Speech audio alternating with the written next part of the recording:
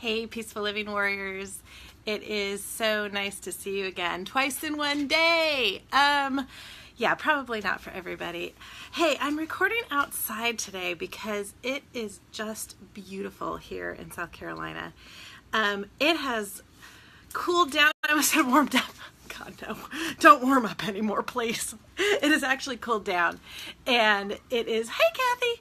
It is just a beautiful day. And one of the things I like to talk about with my tribe is, hi, Ricky, is that I like to have people get outside as much as possible because it is so nurturing for ourselves and it is so important for our peaceful living. And in fact, I was just reading something kind of interesting. I have been working with teens and tweens lately, as I've talked about in some of my other videos.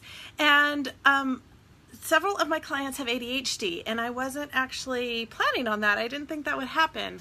I don't know why I didn't think, duh. But so I had to dive in and do a lot of research on ADHD. And one of the things that is recommended for kids and adults with ADHD is to be outside as much as possible. There's something about being outside that is just really good for the brain. And I thought that was fascinating because it is something that I have heard so often in terms of mindfulness and stress reduction. You know, you guys know now, if you've watched my videos or read my blogs before, that I'm a research junkie. I'm a former academic, so that's my thing. And we have so much research that tells us about how being outside is great for our stress reduction. It's great for our brains. It's great for our hormones. So anyway, that's a long way of saying, hey, I'm outside today. That said, I do want to give a warning. My neighbors are doing some remodeling on their house. They only have one. And there you might hear a tile saw in the background. So right now we're good, but just wanted to apologize in advance if that does happen. But today we are talking about getting real with fear.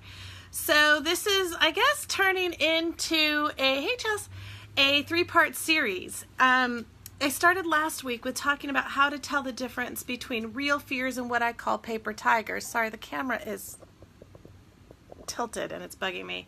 Okay, that's better. Setting off my sense of equilibrium.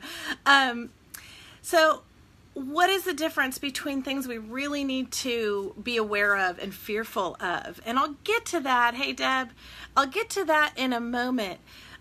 What I mean by that, because I know a lot of people are like, there's nothing we should really be afraid of. But I think there is, but there's peaceful living ways of handling that. But last week we talked about how to differentiate between those things and the things that we really don't need to worry about, the things that I call paper tigers.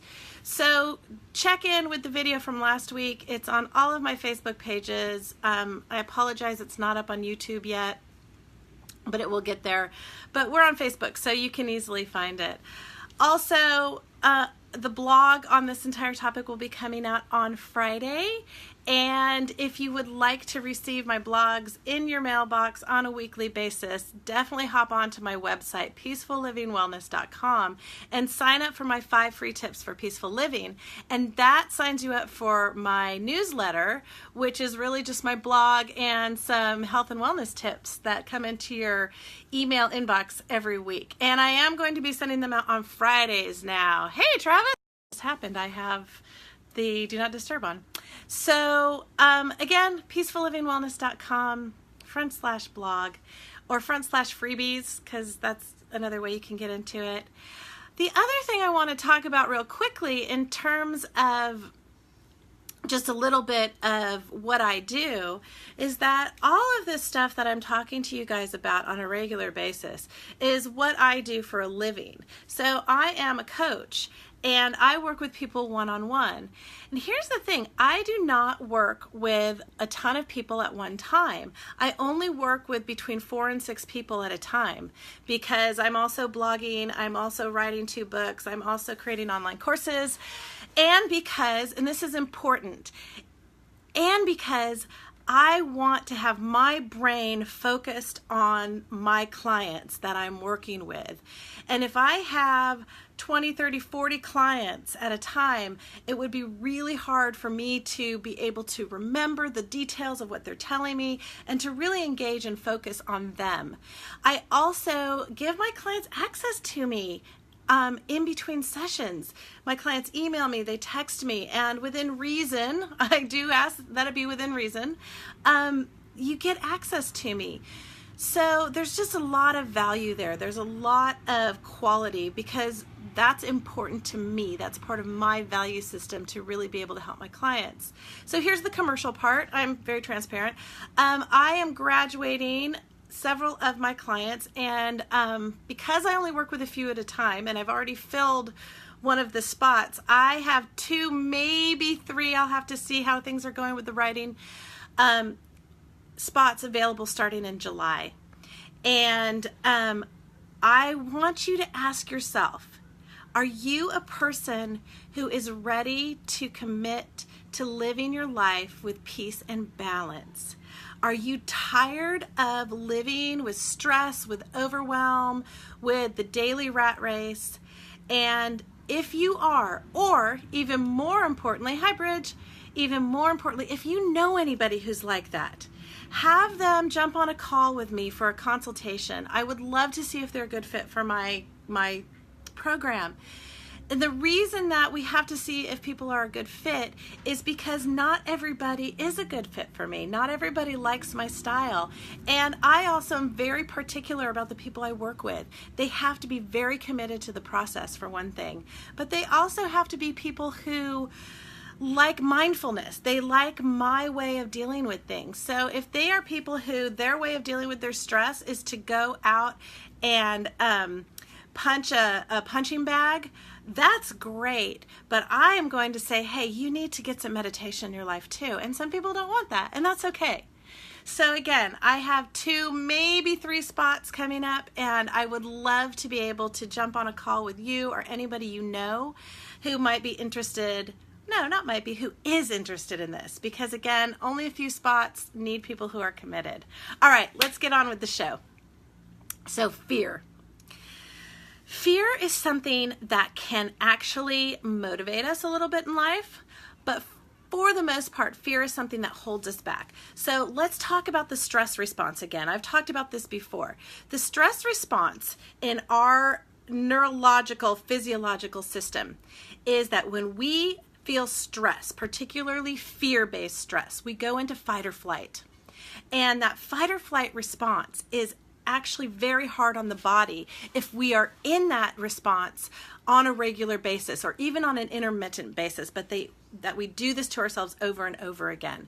So one of the things I work with my clients on, and one of the things I want to share with you guys today, is that we can look at real fears, real stressors in our lives, and we can use tools and techniques to deal with those stressors in a way that is healthy and that will allow us to process these things and come out feeling good, come out feeling tranquil, come out feeling peaceful. So that is my hope for my clients. That is my hope for you guys, that we can talk about how to look at real fears this week. And the real fears, hi Angela, the real fears are the topic for this week. So this morning I recorded a bonus video, and that was in the Empowered Through Peace Facebook group. Y'all, this is a free Facebook group that I run, and if you are not in it, I would love to have you join.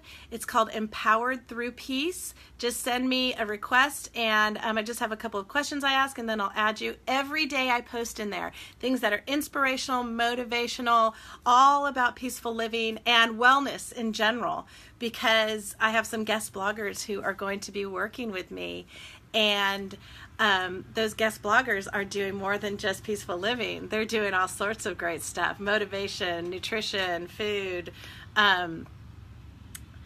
I just lost track. Oh, finance. I have somebody who's doing holistic finance, peaceful living finance. I'm so excited. That's Erin. So yeah, all that stuff is going on. It's all free, and it's just about me building community and wanting to give you all very good value. Okay, so this morning's video, gosh, I'm talkative today. This morning's video in Empowered Through Peace was about 3 techniques that can be used to deal with real fears and real worries. And one of them, hey Brandy, good to see you, girl. One of them is how to use a God box, putting your prayers in there. Another one is a prayer journal. And again, when I say prayer, it could be any kind of prayer. I am not telling you how to be in your spirituality, your religion. I know amazing people who are atheists and humanists, and they use their boxes as something to give over to the universe.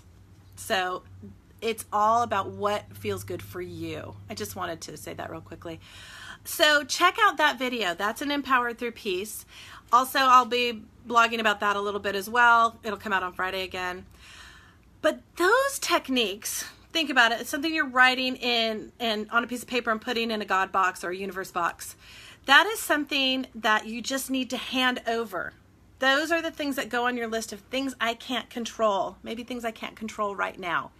So there are first the things that we look at, and we look at our fear, our worry, and we look at it from different sides and we realize, you know what?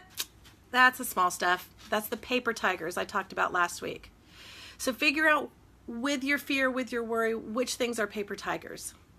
Then figure out the things that are maybe big, but you can't do anything about them. The things you can't control or you can't control right now. And give those over to the universe. Give those over to God or whoever, whatever is your higher power. But what about the things that are in our daily lives that we can't just give them over and that are really causing us deep stress? And there are these things. I like to talk about fear as false evidence appearing real. That's from 12 Steps. At least that's where I learned it. False evidence appearing real. That's the paper tigers. But there are things we really need to be afraid of. So, for example, with a hot stove, we need to not touch the burner. We need to not touch the fire, right? That's just an in-your-face blanket example. But let's think about that in terms of what it means in our lives. We really will get hurt if we touch a hot burner. So what do? We use caution. So let's take that metaphor and bring it over into our daily lives and the things that we really need to be fearful of. So first thing, use caution with those things. Now, here's another concrete example of how I do that.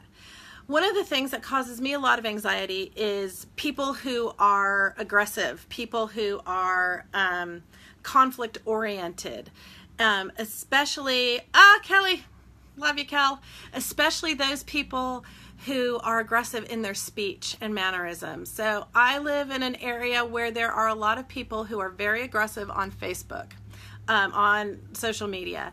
And it's been really hard for me being a crunchy California girl from San Diego. I don't get it. I don't get why people do that. So what do? My tactic is to be cautious with these people. So one thing is I don't engage on Facebook with them if they're being nasty. Don't need to do that. I wrote a blog, maybe a year ago, called Mean People Suck. You can find that on my website for more on that. But beyond just not engaging with them, what if I have to engage with them? What if I have to talk to somebody who is a very aggressive person? Well, my tactic for that is use caution. And for me, using caution in conversation means using mindful communication. So I think about the things I'm going to say and how that person might react. I approach the things I say with empathy and compassion, and that can really dissuade even the most aggressive person from being too, whoa, something's going on with my light. Hopefully it will come back.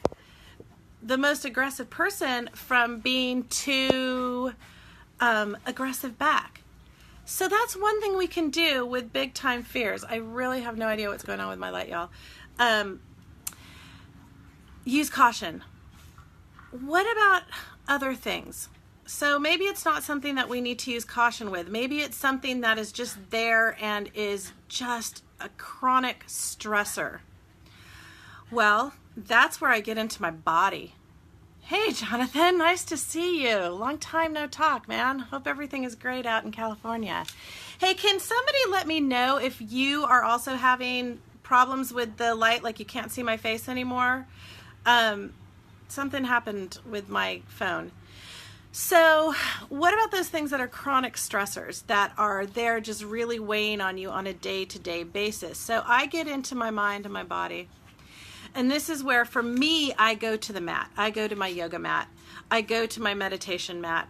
I have to have these mindfulness practices to deal with my everyday stressors.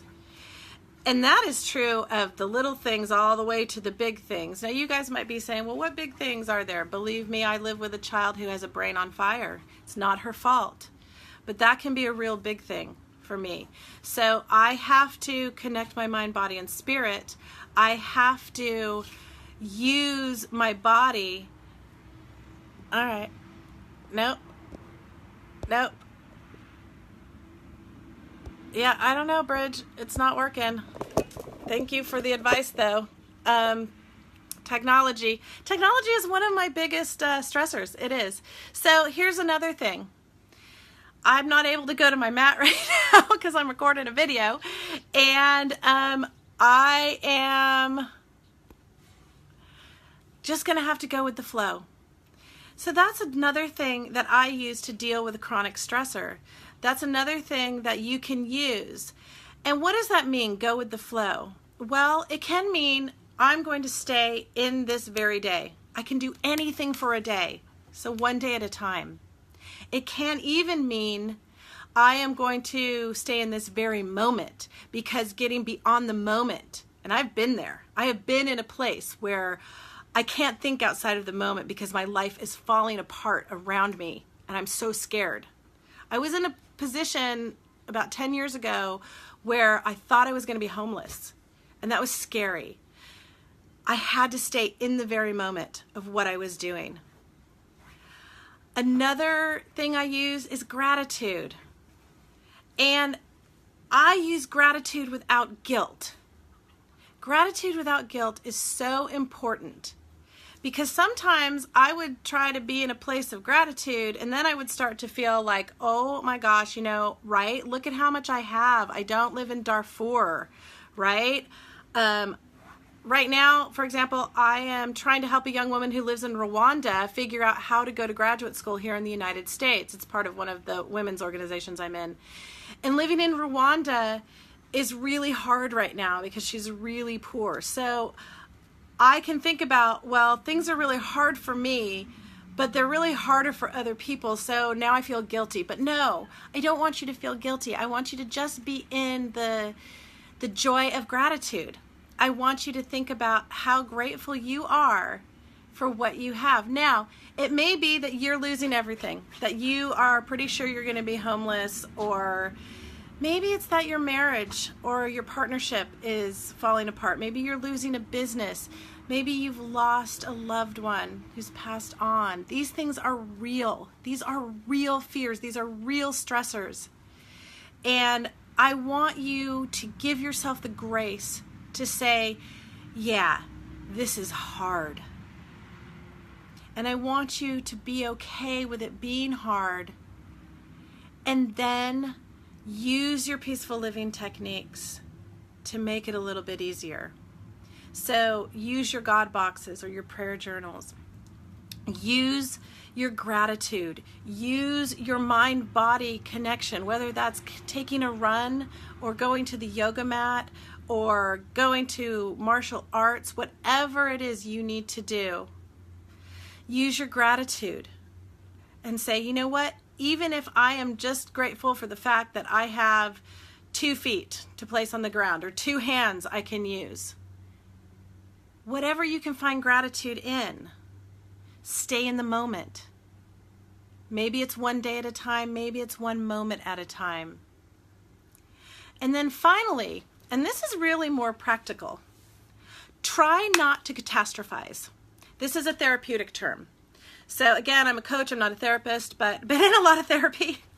And this comes from my therapist.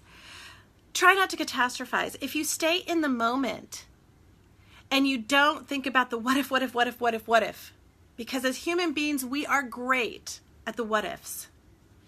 So if you stay in the moment and you stop thinking about, oh my gosh, she is? How could she be? She's 10. Come on, Bridget. She can't be going off to college. But yeah, empty nesting. Bridget still has another one at home, so she's not completely empty nesting. But empty nesting, I have worked with clients who are empty nesters and they just feel so alone. They just feel at a loss. And we work on finding who they are, finding their joy. But that's another major fear. So being able to find your joy, find your gratitude within those fearful times, and to say to yourself, this is not necessarily going to be as bad as I think it's going to be. So for example, I did not end up losing my home at the time that I thought I was going to. My mother, bless her heart, love you, Mom, she even went down to the homeless shelter to see if they had room for myself and my, at the time, 1-year-old and 3-year-old. I thought really I was headed there. It didn't happen. And you know what? Maybe even if it had, there still could have been so much joy and so much growth from that. So don't catastrophize.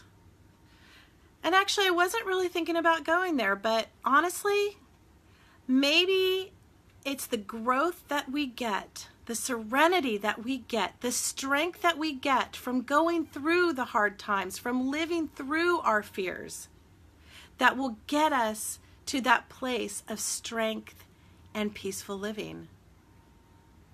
So don't just push it aside. Don't just say, false evidence appearing real, because sometimes it is real evidence, but we can, as human beings, deal with and live through the real fears.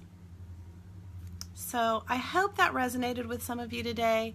It's something that is really important to me. And again, if it's something that you or somebody else you know could benefit from working with somebody one-on-one, I've got a couple of spaces open starting in July. It's a 5 to 6 month process, and you get to create not only your peaceful living plan, but an entire manual that you get to use for the rest of your life.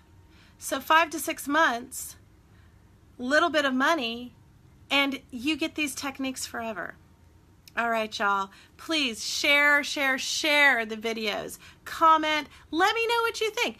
And honestly, if you have something to add it. I love that. I don't want to stay on for 45 minutes. So it's really important that everybody adds their 2 cents.